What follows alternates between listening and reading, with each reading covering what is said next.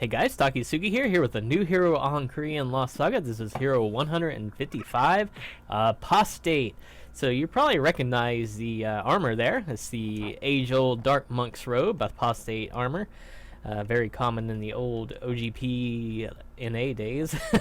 So it's a rare hero. You have to buy it with ZP primarily. Let's check him out here. So 3-hit basics, 1, 2, 3. Third hit will launch down, slam down, and bounce them up. You can loop this. You will only get a little mini bounce down after the air loop there. You can jump cancel the third attack as well. So if you want to jump cancel a third attack and then go into some extra combos, you just can do that. So it's pretty nice, pretty nice. Good range on that. Good effects as well. Good to jump cancel as well. So pretty good. So on to the star attraction of the character, the whole D. The whole D, you will take a drink, take a swig of your, what I'm assuming is alcohol bottle, and you will get a buff. This buff will cause you to move a little bit faster, and it may do some other things here and there, but I just can't confirm that kind of stuff. The buff, if you only do it to 33 and it wears off, it will not actually give you any adverse effects. But if you go ahead and drink it twice, up to 66 meter, you'll get a bigger buff, and this will add different attacks for you as well. So if you hold D after you have this full buff, you will actually whirlwind around and do a bunch of hits, and then at the end stun someone if it connects. But the drawback is this actually has a little debuff at the end. You get a little like hung over. So once you drink up a little bit, get that buff, you can let the spin go a little bit early to just or tap your D to launch them. If you don't want to keep spinning, you want to surprise them, you can do just that. But if you have the hangover stash, you're only going to do these little mini pokes like that. But 2 of those pokes back to back can actually faint, so it's not all bad. It's not all bad. The bonus behind this whole D is actually it can work as a great reactionary kind of counterattack. So if someone hits you while you're drinking, they will get a mini stun that lasts pretty good duration. Also, if you use it again, you can use it twice in a row. You can stun them, and you will have super armor as well if you got the full duration buff. But once it wears off, there you go. You're debuffed, and you can be hit again. And you can see the passive has to take down to get it back. So, great reactionary kind of gear. I mean, it's got a very wide, a very long duration in which that stuns. So it's very, very useful to throw that out in a pinch defensively. So it's very, very good. Very good. There's nothing like that in the game at the moment that works like a mini passive. It's very good. So good stuff there. Also, when you have a full hold D, you can actually do a different thing with your dasher, which we will get into in a moment.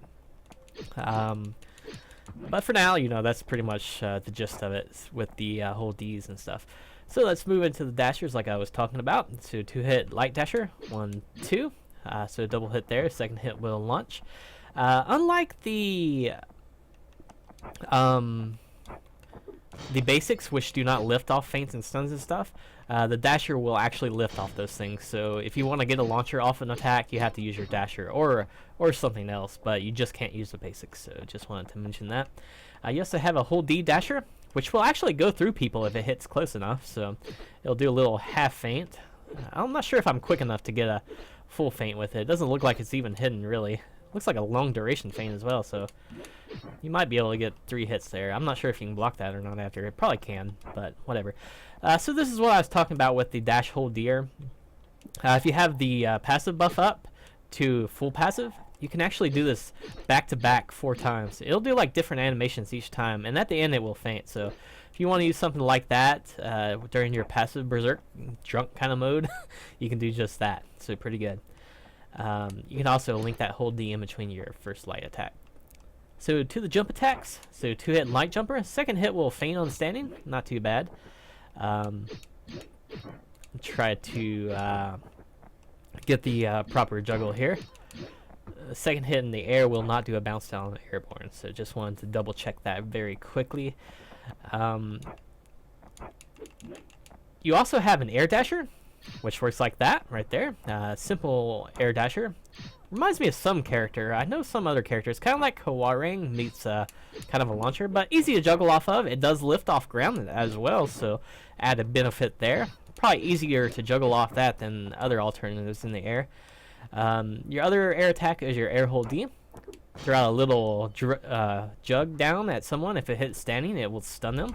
Otherwise, it will actually lift off grounded as well. It's just a little bit harder to juggle off that one than the air dash version. So, but you can link them back to back for some nice juggle potential. So we'll do something like a little impromptu juggle here. I kind of messed it up already. So try to get 3 hit basics and then do the air juggle. And I already messed it up. So you can see what I mean. You could potentially jump cancel that combo again and then go into your air dasher very quickly to get another string of basics. So you got some combo potential on the character. It's not too bad. So defensive capabilities on Dark Monk. Once again, you got the hold D, which works as a kind of pseudo stun deflect if you time it correctly. But you also have a 2-hit counter attack, like so. And you also have the super armor effect off of this stuff as well. And this will work on certain skills that you can block as well. Something like, you know, Destroyer's weapon skill. But the drawback is you still do take damage from this. So if you do have the buff up, which I will show you here, the robot is still going to be doing damage to me. So it's a little bit like, you know, Destroyer in that regard, but, you know, pretty safe using that compared to Destroyer. You're not, like, stuck moving and kind of slowly on the ground. You're still walking around as normal with that buff on. And you got speed boost as well, so it's pretty good. So moving on to the skills. Weapon skill.